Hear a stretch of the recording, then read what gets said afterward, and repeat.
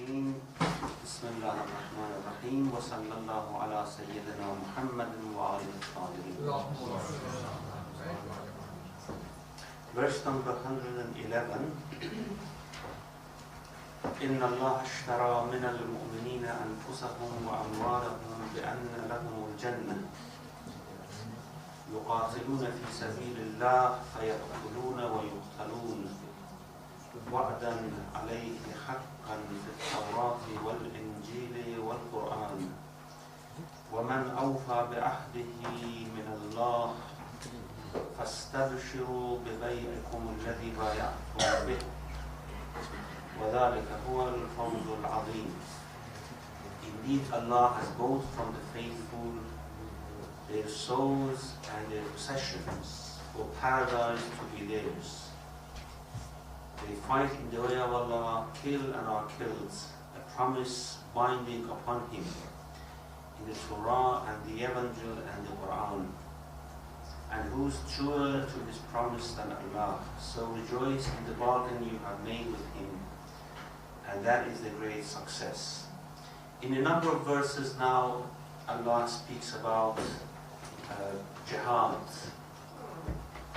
and the promise he has made to those who wage jihad for the sake of Allah subhanahu wa ta'ala, and the blessings that this would bring to individual Muslims and the community as well. The suitability of appropriateness of these verses being there is of course after talking about Ghazwat Tawba for a considerable length of the surah, now turns to the mu'minun who has actually taken part in the Ghazwa and has followed the Prophet, and what the benefits in terms of blessings and favors of Allah subhanahu wa ta'ala this has brought to them. The metaphor used here for the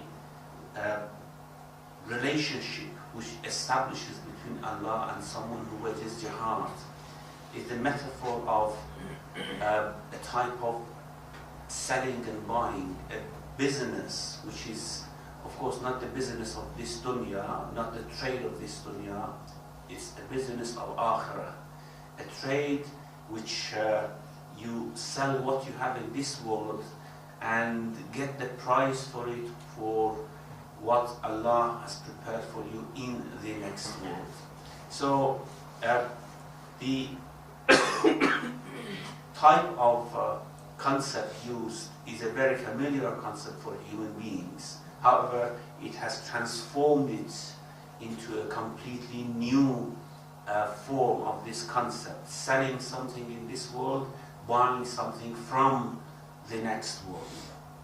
Every transaction has, of course, two parties and two things which are exchanged. Now, the two parties are buyers and sellers, and the things which are exchanged are the object of the sale and the price, which of course the seller gives the object of the sale to the buyer and takes the price. And then there is a document which is written to confirm the exchange, and so that no one could later on betray or renege in their transaction. Now here the metaphor is used in a very nice way, and somehow Allah subhanahu wa ta'ala has come down from his position to say that now I am the buyer and you are the seller, and what I want to buy from you is your soul, is your life and your property, and what I give in as a price in return is paradise. So if you agree with such a transaction, then we will go ahead. And what is the document written here? The document is the Quran, is the Torah, the Injil, and the witness of these, the ones who have written, the scribes of this document are the prophets. So in a very detailed form, Allah has mentioned this. Of course, it could have been mentioned in a type of very summarized sentence. But here it has been mentioned in a very detailed form that this transaction could be concluded between Allah and the servant. So it says, indeed Allah has bought from the faithful, meaning that the transaction from the side of Allah is concluded, is completely confirmed. So inna Allah hashtara min al-mu'minin. It doesn't say inna Allah yashtari min al-mu'minin. Allah buys from the mu'minin, meaning that okay, we can now enter this transaction. Allah agrees to come and make such a transaction. It means from the part of Allah, from the side of Allah, is finished, is concluded. So Allah has bought from the faithful their souls and their possessions. Anyone who wants to sell, Allah is the buyer.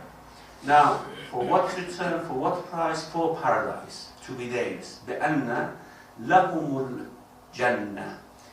It actually implies a very beautiful concept to the mu'minun, that in this way, when you go to paradise, it's not something that Allah gives you out of clemency or out of His generosity. No, this is what you have bought yourself, so it is yours. When you go to paradise, of course for mujahideen, not for everyone, when you go to paradise, this is yours. You have bought it already from Allah subhanahu wa ta'ala. بِأَنَّ لَهُمُ الْجَنَّةِ. For paradise to be theirs. Now, some people say that, of course, there is a difference between mujahideen who are killed in the way of Allah, shuhada when they go to paradise, and other people. Because paradise is actually made a property of these people already, as opposed to other people who are given the paradise, as I said, as an act of generosity. In Surah Muhammad sallallahu alayhi wa sallam, we have this verse about the shuhada, which mentions وَيُدْخِلُهُمُ الْجَنَّةَ عَرَّفَهَا لَهُمْ. Allah would make them enter the paradise which has made it so flagrant for them, and other people use that fragrance because of shuhada who are in paradise. Of course, this is a type of understanding and interpretation from the verse which some exegetes have chosen to promote the position of shuhada in the day of judgment. So for paradise to be theirs. Now, is it only for shuhada, for those who are killed in the war, or for anyone who takes part sincerely in any act of jihad? Well, apparently the latter case is what Allah means by this transaction, because it doesn't say that they are killed. يُقَاتِلُونَ فِي سَبِيلِ اللَّهِ. They fight in the way of Allah. فَيَقْتُلُونَ وَيُقْتَلُونَ. They kill and they are killed. So it means whether they kill or whether they are killed, whether they come alive back from the jihad or not, as soon as they start fighting for the sake of Allah subhanahu wa ta'ala, as soon as they start the jihad, then the transaction is accepted, and they are one party, they are the sellers, and Allah accepts, because what is important is not to give their souls, it's just to expose their souls for Allah to take it. Now, whether Allah wants to take it or He wants to leave it for them for some while to live again, this is up to Him. The important thing is that they have to expose their souls so that Allah can take it in jihad. So this is what He says. يُقَاتِلُونَ فِي سَبِيلِ اللَّهِ. They fight in the way of Allah, kill and are killed. وَعْدًا عَلَيْهِ حَقًّا. Now, of course, Allah is not present for people to say, okay, we have We agree with the conclusion of the transaction. Do you agree? We want to come. He has spoken of it in the documents that he has sent for us, which are the books sent to the prophets. And it is a promise binding upon him, as it says, وَعْدًا عَلَيْهِ, a promise binding upon him, حَقًّا, which is the truth, which is haqq. He has to fulfill this promise, and this promise is made in the Torah and the Evangel and the Quran. وَمَنْ أَوْفَى بِعَهْدِهِ مِنَ اللَّهِ, and who is truer to his promise than Allah? Just encouraging again that Allah is not going to somehow go back in his transaction and betray you in what he has promised you. So those of you who took part in Ghazwat Tabuk and in other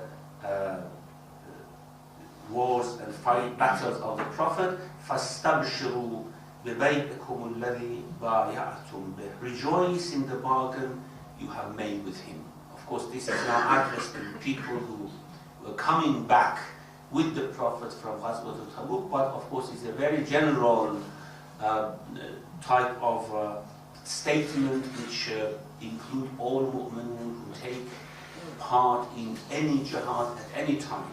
فَاسْتَبْشِرُوا بِبَيْعِكُمُ الَّذِي بَايَعْتُمْ بِهِ, rejoice in the bargain you have made with him. وَذَلِكَ هُوَ الْفَوْزُ الْعَظِيمُ, and that is the great success. Now, the promise is, of course, very rejoicing, and every Muslim would think that what a pity that, for example, if the opportunity of jihad is not open to me, and how happy and how successful were those who had the opportunity to take part in a jihad, to enter into such a transaction, to expose their souls and their property to Allah subhanahu wa ta'ala. And the property, of course, is mentioned because usually now in wars people go and they get some salary or some compensation for what they do in the army. However, in those days they had to provide for their own selves in terms of amounts, in terms of armors, sword, weapons, and whatever they had to provide. There was not a type of organized army to provide these things for them. So people had to somehow sell their properties to buy armors, to buy weapons, to buy mounts, to go to jihad. And this is why it says that your property, even when you expose it, when you offer it for the jihad, then it's accepted as such a transaction. As I said, people might think that those who had the opportunity to take part were very lucky. We are unlucky that we don't have that opportunity. However, of course, there are a very strict condition for those who want to enter such a transaction. They have to qualify for this transaction. It's not the case that anyone coming up, taking a sword, taking a weapon, and saying that I want to wage jihad in the way of God, no matter what, no matter what is in front of me or whatever. There are qualifications here that have to be met. Now, what are the qualifications of those people who can enter this transaction? التائبون العابدون الحامدون السائحون الراكعون الساجدون الآمرون بالمعروف والناهون عن المنكر والحافظون لحدود الله وبشر المؤمنين. As I said, the price is very high. The price that Allah pays to you for your soul and for your property is very high, and that is بأن لهم الجنة. Jannah will be yours. You own it, not that Allah gives it to you, you own it yourself. So, as I said, you have to have some qualities to enter this transaction. The faithful are those faithful that Allah mentions, إِنَّ اللَّهَ اشْتَرَى مِنَ الْمُؤْمِنِينَ. Allah both from the faithful.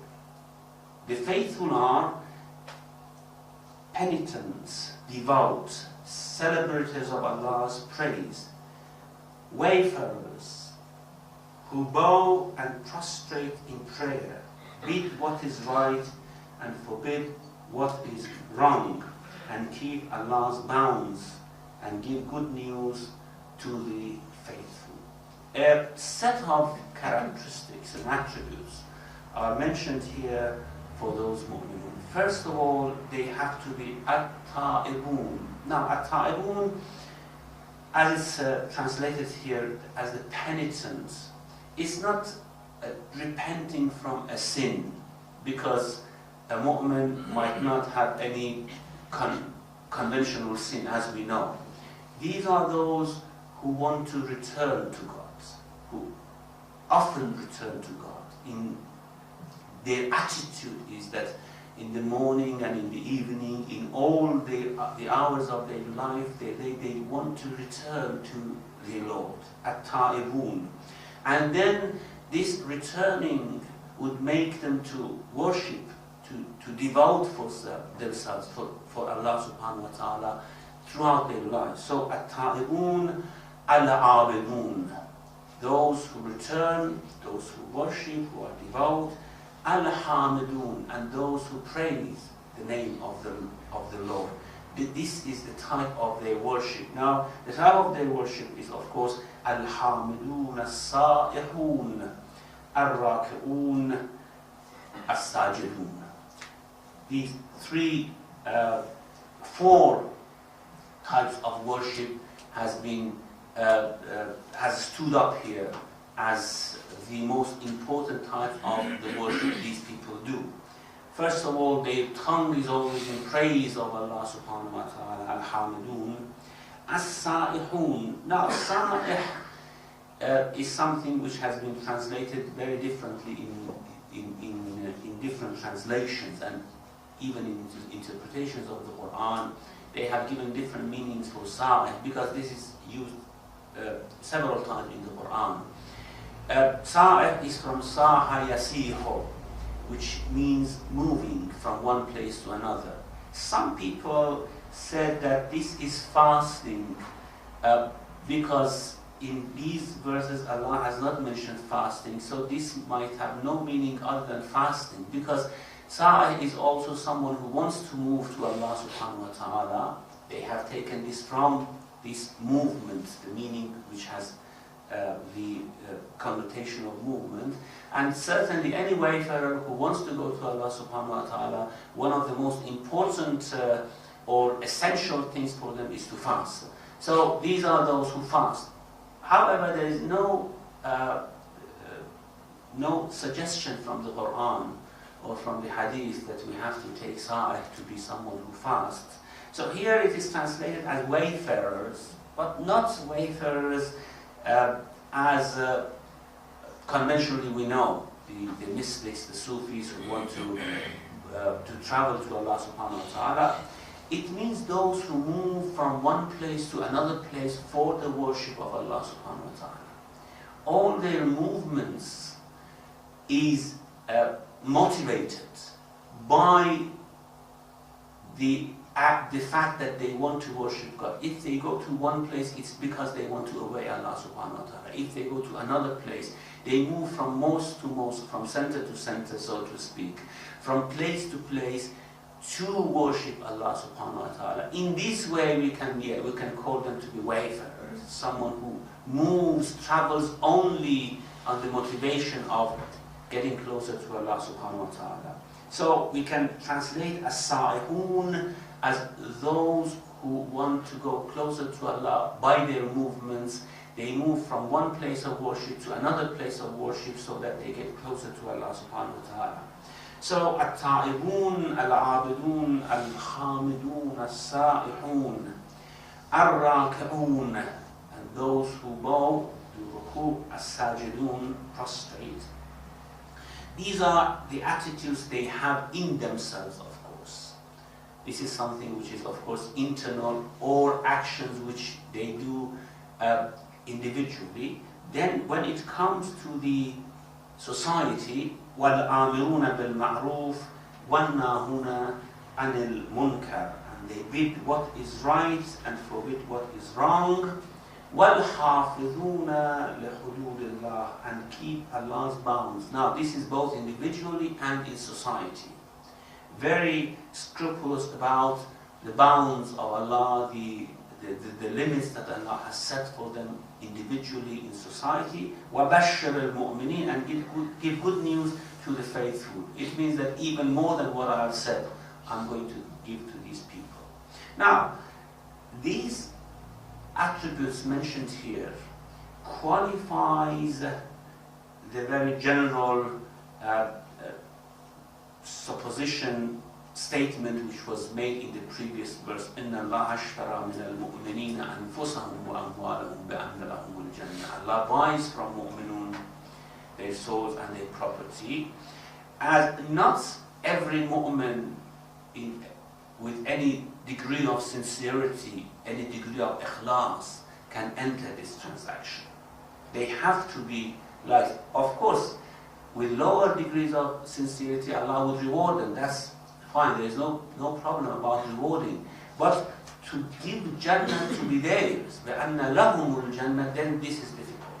You have to have such qualities as well, so that you could enter into this transaction with Allah subhanahu wa ta'ala. There is a story which is very telling, or it explains all these very nicely. Once Imam Zainul Abidin alayhi salam was going for Hajj. Someone called Abbad al-Basri saw him, and he was someone who usually wanted to blame Ahlul Bayt for what they did or for what they said. So he told to Imam Zainul Abidin that تركت الجهاد وخشونته وآثرت الحج ولينته. You have left jihad because, of course, jihad was ongoing at that time still. Muslims were on the boundaries fighting with mushrikun or with Ahlul Kitab or other people. They were conquering different. Still, the Muslim land was expanding at the time of Imam Zain al-Abidin. So there were people outside Muslim land fighting with non-Muslims. So he told to Imam Zain al-Abidin that, how come you have left jihad in the way of Allah, as Quran explains, of course, with all those merits, and of course the harshness, the violence which it involves, and have chosen this type of worship, Hajj and Linatih, and which is a quite harmless, lenient, soft type of worship as compared to jihad. Imam Zainul Abidin said that if I find people who are described in the Quran, At-Ta'ibun, Al-Abidun, Al-Hamidun, I certainly go and fight alongside with them. However, where are these people now? And it means that, of course, Muslims waged jihad, especially after the Prophet. They conquered many lands. It's good. We praise them for this, and Allah would reward them for it. But it doesn't mean that anyone who took part in that jihad are going to be parties of the transaction mentioned in this verse of the Quran, which Allah would give paradise for them as the price of what they have offered to Allah subhanahu wa ta'ala. This is a very high type of reward Allah is giving to Mujahideen. Of course, Mujahideen with these qualities: At-Ta'ibun, Al-Abidun, Al-Hamidun, Al-Sa'iqun, Al-Raki'un, Al-Sajidun, Al-Amirun bil-Ma'ruf, Wal-Nahun 'anil Munkar, Wal-Hafidun li-Hududillah, wa Bashir al-Mu'minin. Then the next verse: ما كان للنبي والذين آمنوا أن يستغفروا للمشركين ولو كانوا أولي قربى من بعد ما تبين لهم أنهم أصحاب الجحيم. The prophets and the faithful may not plead forgiveness for the polytheists, even if they should be their relatives, after it has become clear to them that they will be the inmates of hell. Now, one example always given in the Quran that mu'minun should follow, his example, his life as an exemplar life of a believer is Ibrahim.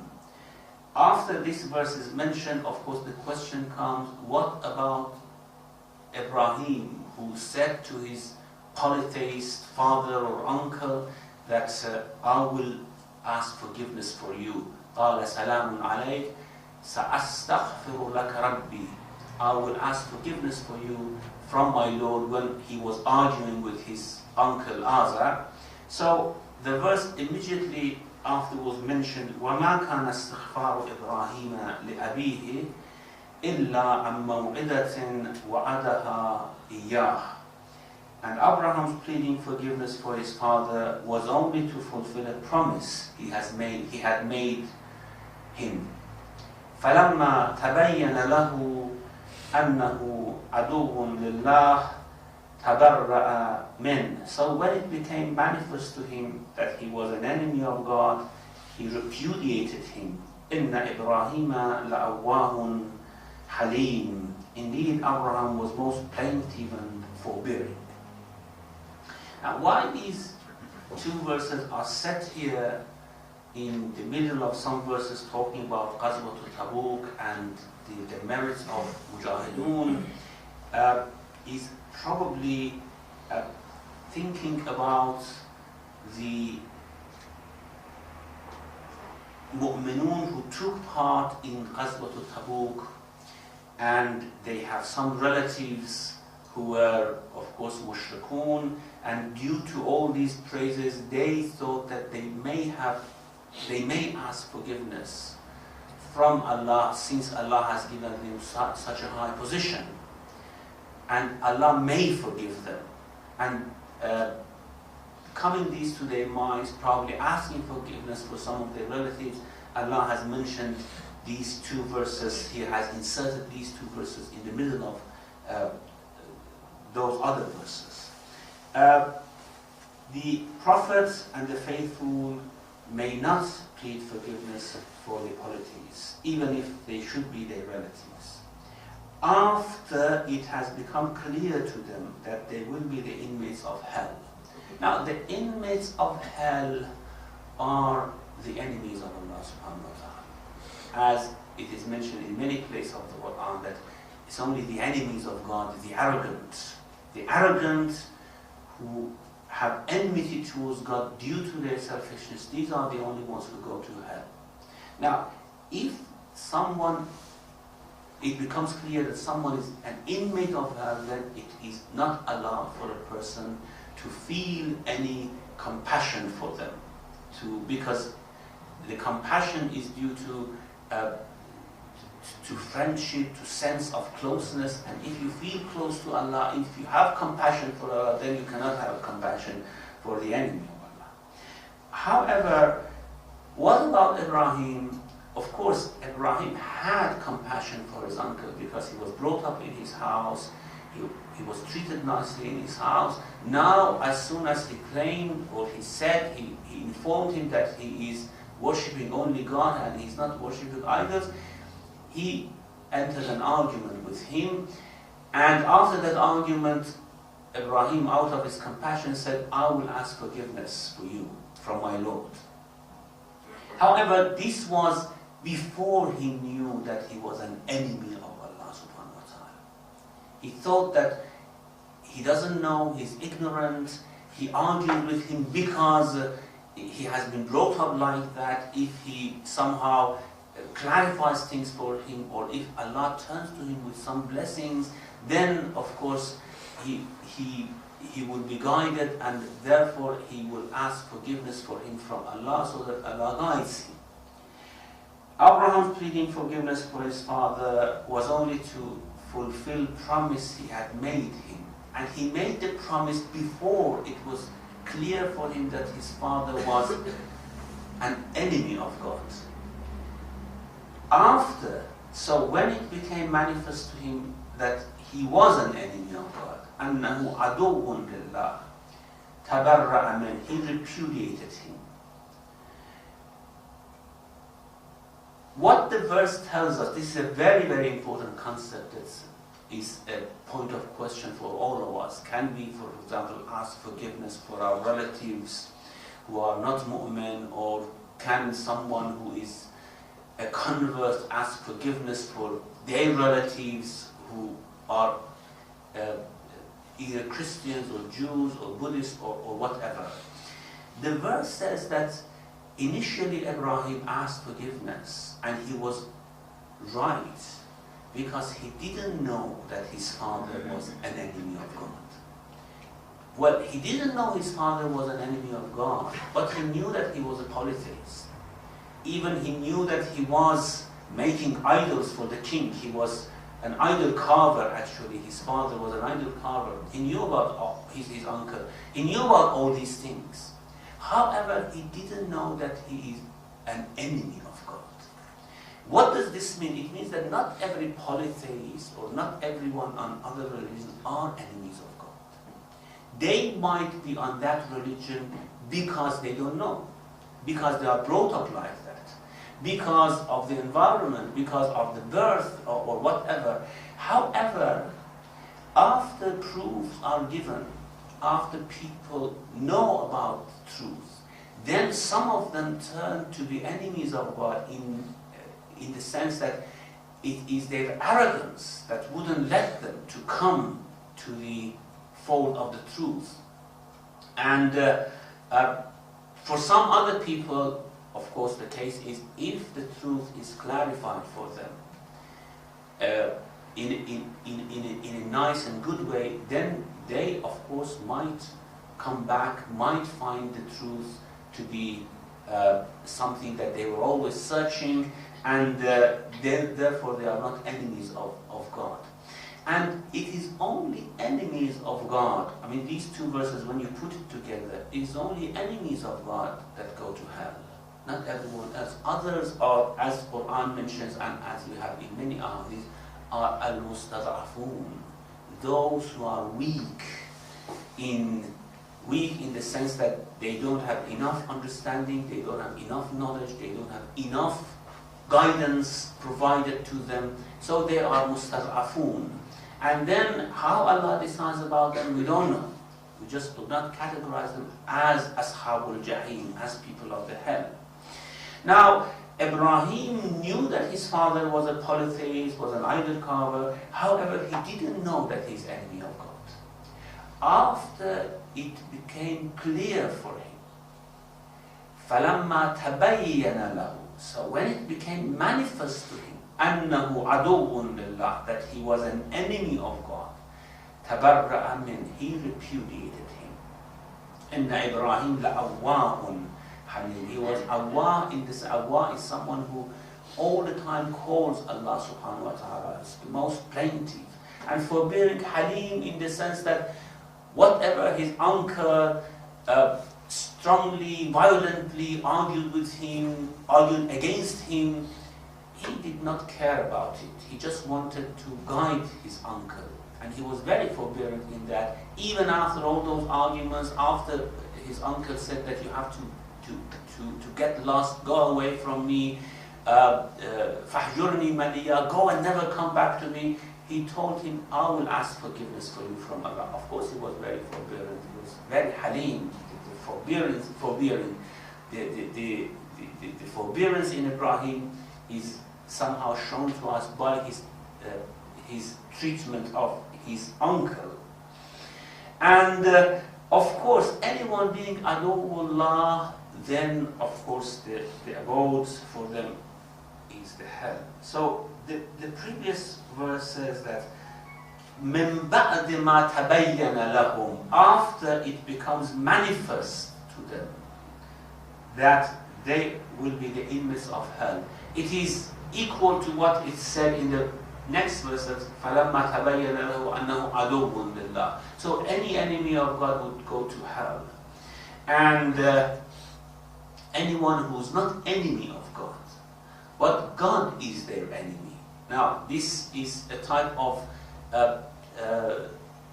classification which is sometimes made in some of the interpretations, that God is sometimes has enmity with someone because of their actions, because they are evil. They have evil actions. However, they are not enemies of God. They do those evil actions because of their ignorance. Now, God is, of course, enemy to evil. Anything evil, God dislikes it, God opposes it, hates it. However, if this is due to ignorance, if you ask forgiveness for those who commit them, then Allah is very forbearing, of course. Allah is very forgiving. He might forgive them despite the hate that He had towards them. He might forgive them. He might call them back to His mercy. It is possible. So, someone to whom God is an enemy due to their evil actions, there is a chance of forgiveness, and we are allowed to ask forgiveness for them. Like the sinners.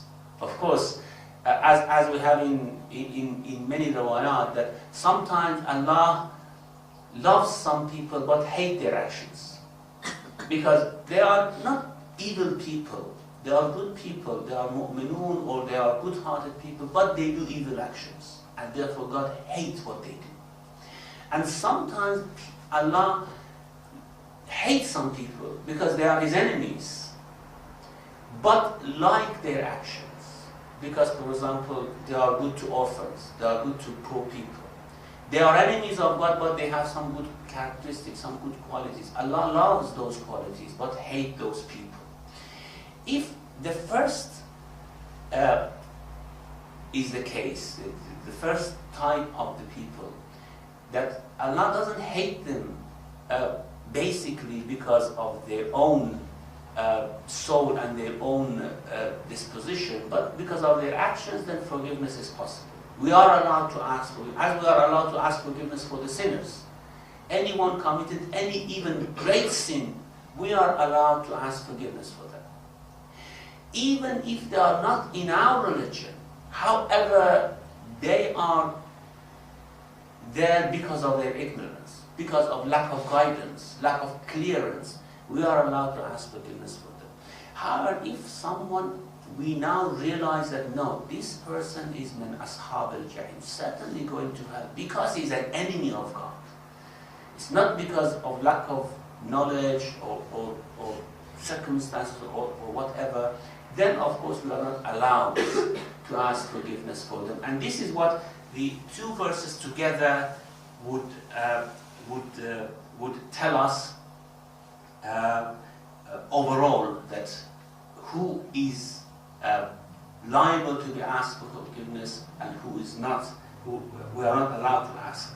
The Prophet and the faithful may not plead forgiveness for the polytheists, even if they should be their relatives, after it has become clear to them that they will be the inmates of hell. And Abraham's pleading forgiveness for his father was only to fulfill a promise he had made him. So when it became manifest to him that he was an enemy of God, he repudiated him. Indeed, Abraham was most plaintive and forbearing.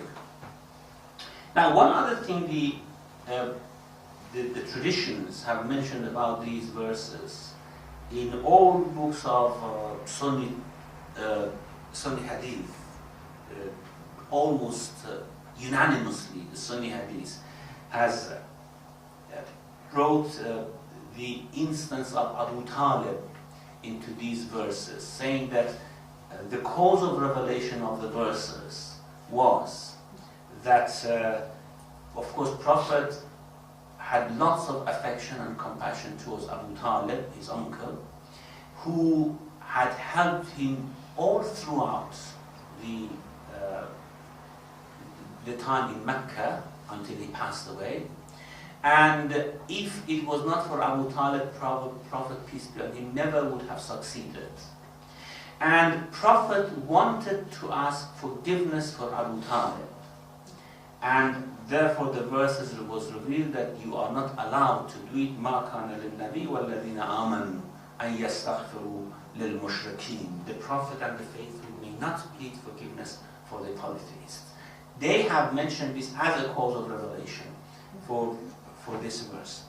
And the hadith is from Sa'id ibn al-Musayyib. He says that Prophet was beside Abu Talib when he was passing away, and Abu Jahl and other polytheists were there as well, because of course he was one of the most prominent personalities of Mecca. Every prominent person was there present.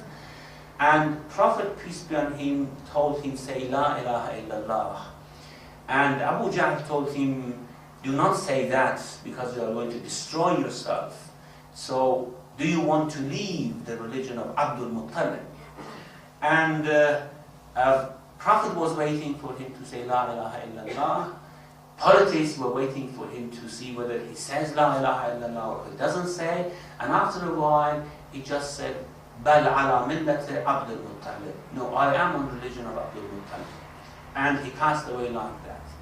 And they mention that this means that Abu Talib, until the very end of his life, he did not believe in the Prophet, and he passed as a polytheist, and the verses were revealed here that Prophet is not allowed to ask forgiveness for them. Now, there are a few things in this, because you know that all Shias unanimously believe that Abu Talib was like Mu'minu al Fir'aun. He, of course, never declared that he was a mu'min, and this was due to his position, and if he declared that he was a mu'min, he would have been treated like the Prophet himself, so he wanted to keep away from the mu'minun so that his position is strong against the polytheists and he could support the mu'minun and the Prophet, as he did. And therefore, we believe that he was a mu'min who was concealing his faith. Therefore, the verses could not be something referring to Abu Talib, peace be on him. Now, there are facts that corroborate, of course, Shi'i faith and Shi'i idea. First of all, these ayat coming in the 9th year of Hijrah, while Abu Talib had passed away several years ago, about 10 years before this. Coming in the middle of this Ghazwat Tabuk is irrelevant completely. I mean, why Prophet now, after 10 years that Abu Talib has passed away, still doesn't know? This is an insult to Prophet, peace be on him. I mean, all these things coming up, if we think deeply about it, are insult to the Prophet, peace be on him. That after 10 years, such a person completely immersed in knowledge about God and what God likes, what God doesn't like, still doesn't know that he shouldn't ask forgiveness for a mushrik uncle, Abu Talib. And the young Ibrahim, immediately after finding out that his uncle was unfaithful, was enemy of God, he repented. These verses were revealed previously as well to the Prophet, peace be on him.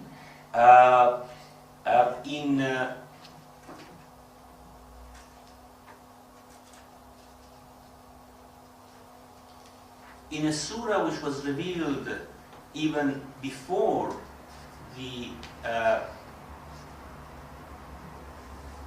before Surah Tawba, the mu'minun are told that they are not allowed to ask forgiveness for the polytheists, and they have to follow the footsteps of Ibrahim. لَقَدْ كَانَ لَكُمْ أُسْوَةٌ حَسَنَةٌ فِي إِبْرَاهِيمَ وَالَّذِينَ مَعَهُ.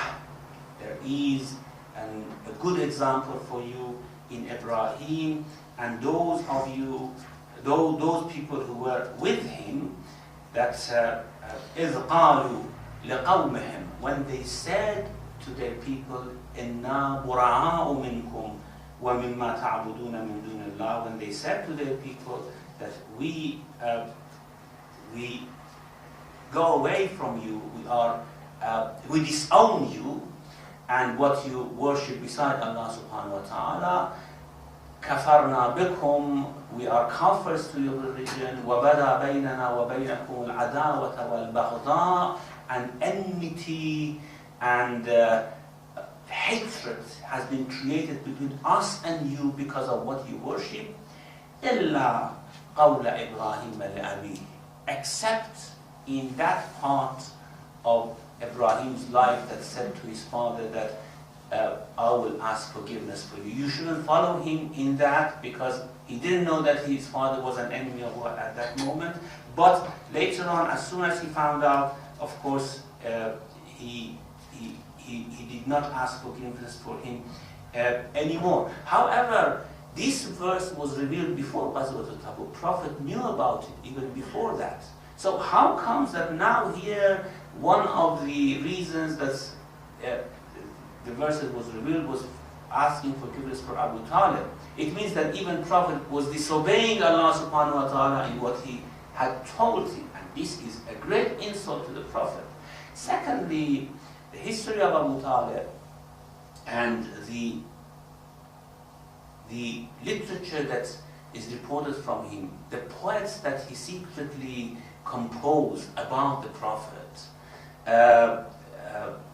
are all telling us that he was one of the most faithful people to the Prophet. And how could he support the Prophet? I mean, Prophet had other uncles as well. They became his most severe enemies, like Abu Lahab, to the extent that Quran says, "Tabbat yada Abi Lahab wa tab." Now, how comes that he supported him throughout his life and he did not believe in him, and he hated his religion actually? It was not possible for him. And as I said, there are many poets from Abu Talib, and which make all these very unreasonable. Now, one thing which, of course, comes to mind about these ahadith, as I said, these are mentioned in all Sunni books. Unanimously, they have mentioned these.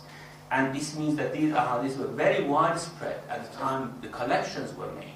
One thing that comes to the mind is that, of course, Abu Talib should have been condemned and should have been somehow criminalized, because should have been demonized because he was father of Ali. And Ali should have been demonized in a period of time after Muawiyah by the order of the government, and anyone related to Ali should have been demonized as well. So it was quite clear why Abu Talib, someone who had devoted himself, his life, his property completely to the Prophet, should have been demonized in this case. So it doesn't come back to Abu Talib. Now, you might say that, of course, مَا كَانَ لِلنَّبِيِّ وَالَّذِينَ آمَنُوا أَنْ يَسْتَغْفِرُوا. The Prophet and the faithful may not plead. It is telling to the Prophet as well. So, all the arguments that we are making, the Prophet of course knew about it, it was revealed before to him. Why the Prophet is mentioned here again is because, of course, Prophet was continuing to ask forgiveness. Well, these cannot come to mind because, of course, we do not ever think that Prophet disobeyed the Lord. However, in many, many instances, whenever something is, whenever the mu'minun are addressed, whenever something, Allah wants to tell something to the mu'minun, at the top of them, the Nabi is mentioned saying that you have to follow the prophets. Prophet cannot do it, so you cannot do it. Prophet has this quality, so you should have this quality. And we will have one instance of this in the verse 117 that we will discuss inshallah next week. So, mentioning the Prophet is just to set an example for the mu'minun as well, that Prophet is not allowed to do that, so you are not allowed to do that.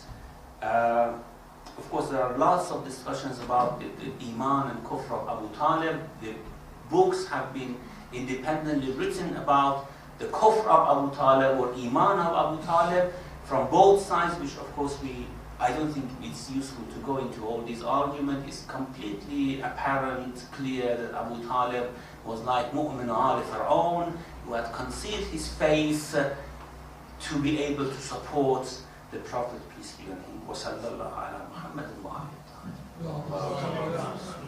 Thank you, Sheikh. I'm sure this few of these verses is going to give us a good debate. So, brothers, sisters, any sisters? We start with sisters.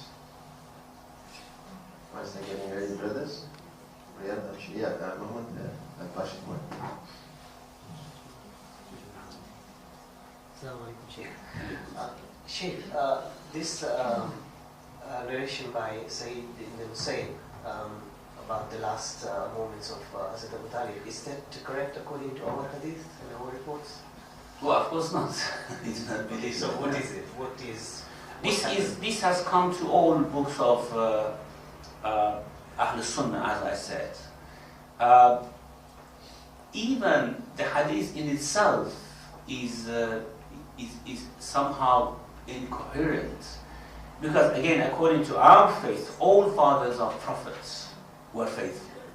Even if Abu Talib has said, "Ala millat Abdul Muttalib," I died on the religion of Abdul Muttalib, it means on the religion of Islam. Even if the hadith is correct, and even if this is something which has happened, then it doesn't contradict the idea that Abu Talib believed in La ilaha illallah, because Abdul Muttalib also believed in La ilaha illallah. Sisters? Can you mention again? Can you take the mic, please? Sorry, I missed the mention of the other, where a similar thing is mentioned in the Holy Quran, the verse and the surah numbers I missed. Sorry. Which one, sorry? Where it was revealed previous to these verses 113 and 114, a similar message was revealed to the Holy Prophet. Yeah, it has slipped my mind which surah it is actually. I'll find it for you if you go to other questions, inshallah. Then. Any sisters, any other question? Or do you want to follow up? Yeah. Any question? I just wanted to ask, it says that you can't ask forgiveness for people that are mushrik, but you can ask for people that are like mu'min, yeah? So in that sense, it's like shafa'a kind of, right? And It's dua, yeah. And if it is, what's the reasoning behind this? Because isn't it better to ask yourself, because when you ask yourself, you become closer to God and you're deterring from your own ways. If you ask forgiveness for yourself, so what would be the point of asking other people to ask for you? As in, sometimes other people are better heard by Allah subhanahu wa ta'ala because they are closer to God. And sometimes, of course, some people are not going to pray for themselves because they are ignorant, because they are sinners, for example, they are continuing in their sins, so they cannot ask forgiveness from Allah subhanahu wa ta'ala. You may ask for them out of compassion, out of mercy, and that might be helpful to them.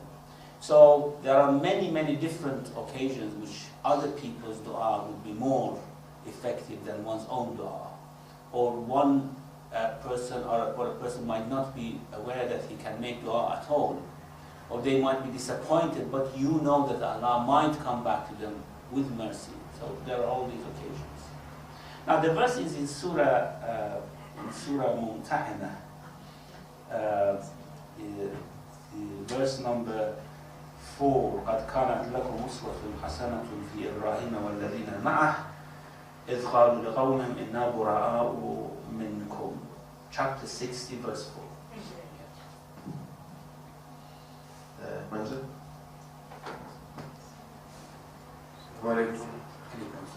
You mentioned that if a person is an enemy of God, we are not to make dua for him or to ask for his forgiveness. The question is, who makes this judgment in our time? Who makes the judgment that he is an enemy of Allah?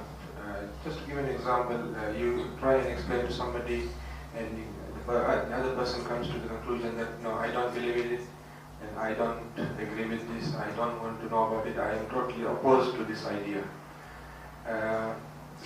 If it is not clear for you that they are enemies. You see, the verses فَلَمَّا تَبَيَّنَ لَهُ, when it became clear for him that he was enemy of God. And the previous verse says that مِن بَعْدِ مَا تَبَيَّنَ لَهُمْ أَنَّهُمْ أَصْحَابُ النَّارِ, after it becomes clear for them that they are people of the hell.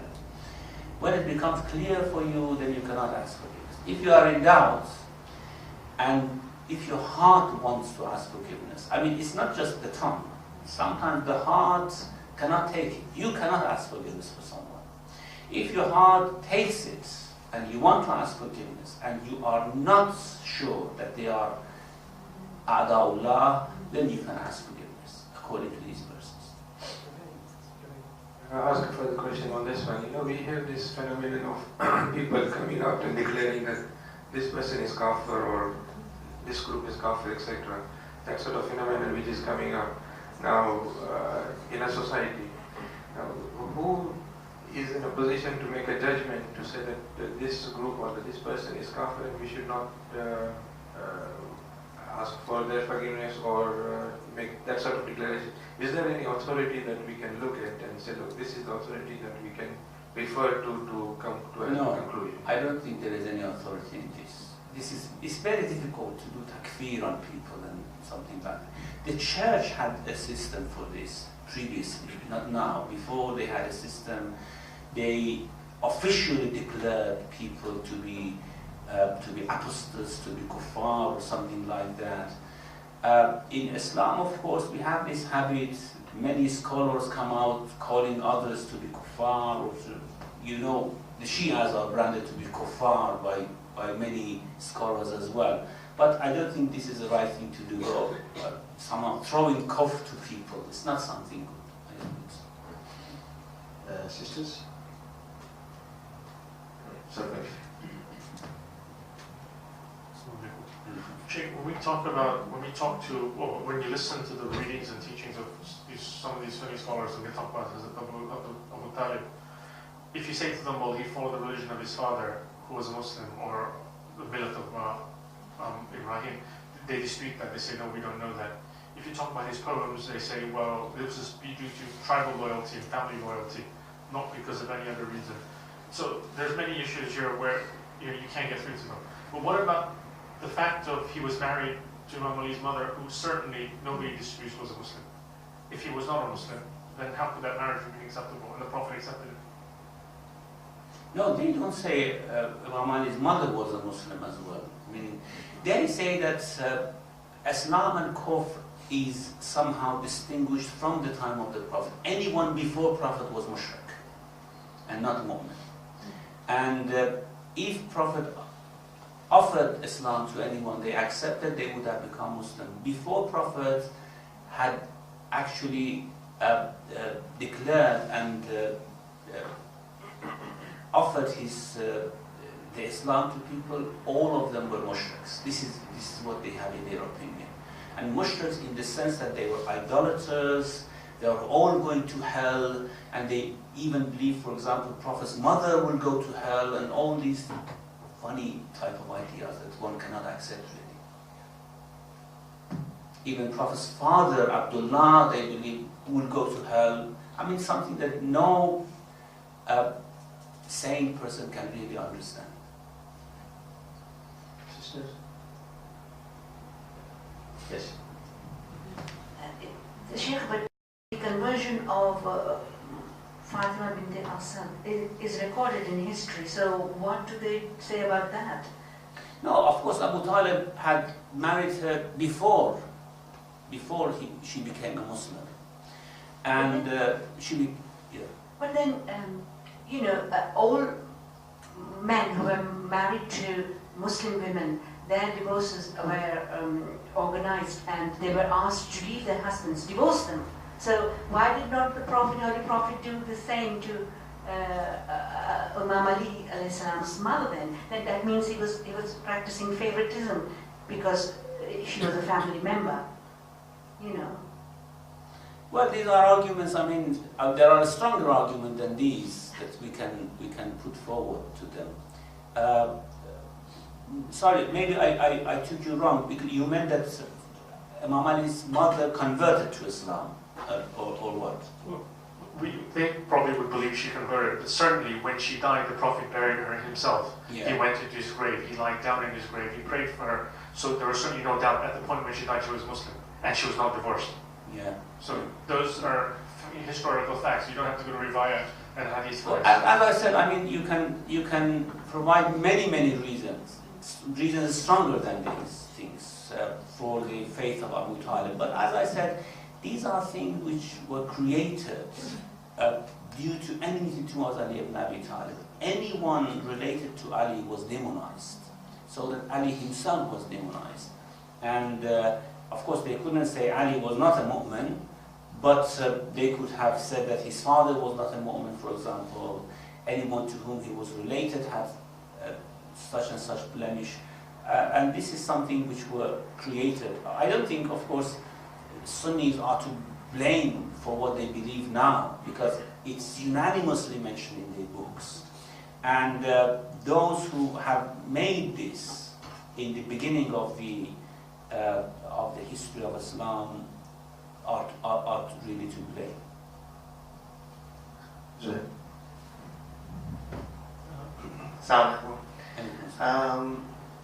In the Quran, it always mentions Ibrahim's Ab, and obviously the Shia cannot accept that Ab here means father because of the hadith that the fathers and forefathers of prophets cannot be mushrik.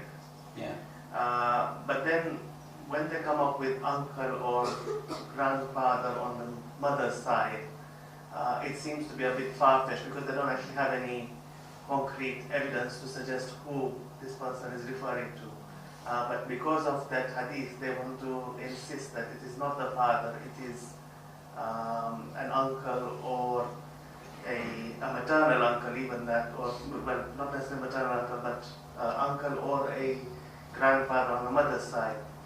Also, you have in Qummi's tafsir that Ibrahim's father was in fact Azar, which perhaps suggests that there was even amongst the Shia dispute whether Ibrahim's father was Azar or whether it was somebody else. I don't think Shias have disagreement that Azar mentioned, the person mentioned in the Quran, who's named Azar in Riwayat, in the Quran as well, قال إبراهيم لأبيه آزر. I don't think they have any disagreement that he was not his father, but his uncle. It's unanimous among Shias. I haven't seen that hadith in Qummi, actually. I don't know how we have to interpret that. There are allusions in the Quran that Ab is used for uncle as well. For example, with regards to Yusuf, he says, وَاتَّبَعْتُ مِلَّةَ آبَائِي إِبْرَاهِيمَ وَإِسْحَاقَ وَيَعْقُوبَ. Here, Ishaq, of course, is his grandfather, and Ibrahim is his grandfather as well. In one other occasion, he mentions his uncle as well, that these are my fathers, I have followed their religion. So it is used in Arabic language, uncle is somehow mentioned as Ab as well. And for example, metaphorically, the Prophet says, "Ana wa Aliyun abawa hadhihi al-ummah." I and Ali are fathers of this ummah. Also, mentioning إِذْ قَالَ إِبْرَاهِيمُ لِأَبِيهِ آزَرَ. It means it alludes to the fact that I do not mean his real father. I mean Azar, whom he called father because he had lost his father before his birth even. And of course, he was brought up in Azar's house, and he always called him father, and therefore he usually thought that he is his father. He called him Abi, and however, you should be aware that he told to his Abi Azar, the person who was his uncle, not his real father. Anyhow, this goes back to the theological belief of Shia that prophets are all born from muwahidun. It cannot be the case that a prophet is born from someone who is a mushrik. And then this argument, of course, can go on and on. Both sides can provide different arguments. But anyhow, according to our riwayat, there is no harm that an uncle is called an ab. And certainly Azar was not the true father of Ibrahim, was his uncle who had brought him up. And of course the Sunnis have different versions. Some of them have accepted this, some of them have rejected it and have said that no, he was his true father. Sisters? Nobody else? I just wanted to ask you about the circumstances of the death of Abu Talib. He died in Al-Khuzn, where the Prophet and his family and his supporters were all banished outside Makkah. So they would have been supported, the death would have been witnessed by the supporters of the Prophet. So are there no authentic hadith that we can look at which would actually be supported by the supporters of the Prophet, rather than those where it's highly unlikely that people like Abu Jahl would have travelled to the point of death when they had banished those very same people from the town, and they had died basically because they had to live in very harsh circumstances. Also was around the time of the death of Khadija. Yeah. So it seems. Yeah, this is another point that we can mention against this hadith, that it is not something that could have been possible. I'm sorry. Yeah. As I said, this is another point we can mention against this hadith, that according to circumstances, this might not have taken place. It's something which probably is made up. Sorry, a follow-up question to that was that you mentioned that many of the Sunnah believe that from the time of the Prophet, anyone previously was mushrik. So how do they account for the prophets previous to the seal of the prophets? No, not Jews and Christians, of course, but idolaters at the time of the Prophet. Anyone before the Prophet who was not a Jew and Christian, they regarded to be polytheists. Sisters? Straight? Assalamu alaikum. Is it possible to say that the current situation of the Ummah is, or the Sunni Ummah is perhaps due to the fact that they didn't accept the Imamate of Ali and they had enmity towards him, or is this too far an extrapolation? Sorry, I didn't get the question. Could you repeat? Is the situation of the Muslim Ummah due to the fact that the vast majority did not accept Imam Ali's Imamate and had enmity towards him, or is this too big an extrapolation? Well, we as Shias can explain this as such, and of course the majority of Muslims would disagree with us. So, and it's very, very difficult actually to make such huge judgments about the whole Ummah and something like that. So, it depends on the judgment of every individual how they judge the situation. Sisters? Go ahead. If you commit a sin against another person, do you have to ask forgiveness from that person yourself? And if so, how does that relate to our sins against God? Our sins against Allah. Well, our sins against Allah is easy. Allah is very forbearing. Allah is pleased very quickly. So you ask forgiveness for Him, He would forgive. With regards to other people, well, if we can somehow compensate what we have done against them, we have to do it. If we can't, then we have to ask Allah to compensate for them and to forgive us.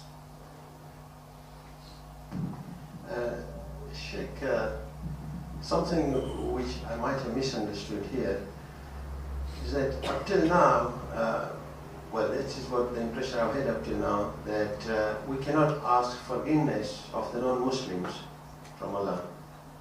But it seems now that what I've heard and impression is that it is what you have made it clear from here, or the way I understood is that it is completely contradictory what it is said here, that we can ask forgiveness for other non-Muslims from Allah.